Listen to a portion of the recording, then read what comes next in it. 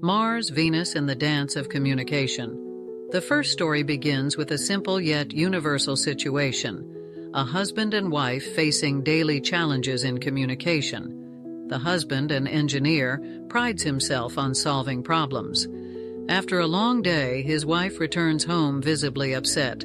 She begins to share her frustration about work and the kids, expecting her husband to listen. However, he jumps in with solutions for each issue, believing he's helping. His wife, however, becomes more frustrated and finally exclaims, "Why can't you just listen?"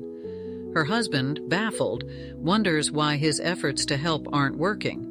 He even thinks, "But I'm trying to make things better. Why doesn't she see that?" This is where we see the Martian tendency to solve problems clash with the Venusian need for empathetic listening. In the book, Gray writes, "When a woman talks about problems, she is looking for empathy, not solutions. Men instinctively want to fix things. It's a natural difference that, when misunderstood, can lead to unintended resentment. The resolution? Instead of offering solutions, the husband can simply acknowledge her feelings and validate her experiences by listening without interruption. This approach, though seemingly passive, provides emotional support, making the wife feel heard and valued, which ultimately strengthens their bond." This story leads us to the next one, which shifts to how men and women handle stress differently. This difference plays out not only in communication, but also in the routines they follow to unwind. We meet a man who, after a stressful day, heads straight to his den to watch sports, which helps him mentally reset.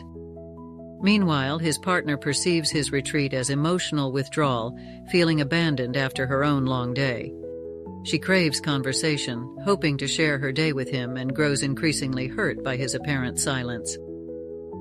"He just shuts down," she tells a friend, convinced that he no longer cares. In reality, her partner is overwhelmed, needing time alone to process his day. Gray captures this dynamic, explaining, "Men retreat to their caves to de-stress. Women feel supported when they talk." To bridge this gap, it helps for her to understand that her partner's solitude isn't rejection, but rather a method of handling his own stress. Once he has this time, he'll be more present and responsive. By recognizing this, she can allow him the space he needs and choose to share her day once he's recharged. In return, he can assure her that his retreat isn't personal by taking the initiative to spend time together afterward. This mutual understanding helps each partner support the other's natural stress relief style. Just as we think we understand these differences, we're introduced to an emotional twist in the third story. This one reveals how, when couples fail to understand each other's stress responses, small misunderstandings can escalate quickly. In this scenario, a couple is preparing for a big family dinner. The wife, already stressed with the preparations, becomes overwhelmed by last-minute tasks. She asks her husband to help, but receives only a short, "Just tell me what to do." To her, this lack of initiative feels like indifference, leading to a harsh exchange of words that sends him retreating once again to his cave. Gray describes this pattern as common. Men resist when they feel criticized. Women feel unheard when their stress is ignored. This often creates a spiral of resentment, as each partner feels misunderstood and unappreciated.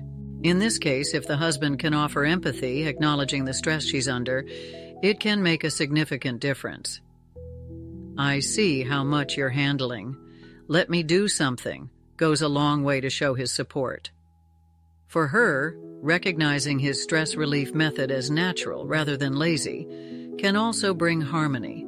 Simple empathy from both sides softens the conversation and ultimately makes the shared tasks feel less burdensome. With these stories, the book uncovers how subtle shifts in perspective can foster understanding. By listening without solving, giving space when needed, and responding with empathy instead of judgment, couples can develop a communication style that works with, rather than against, each partner's natural inclinations. Remember, understanding these differences isn't about changing who you are, but about bridging the gap between Mars and Venus. By embracing these insights, you can transform misunderstandings into opportunities for deeper connection and mutual support. After all, the dance of communication is most beautiful when both partners move in harmony.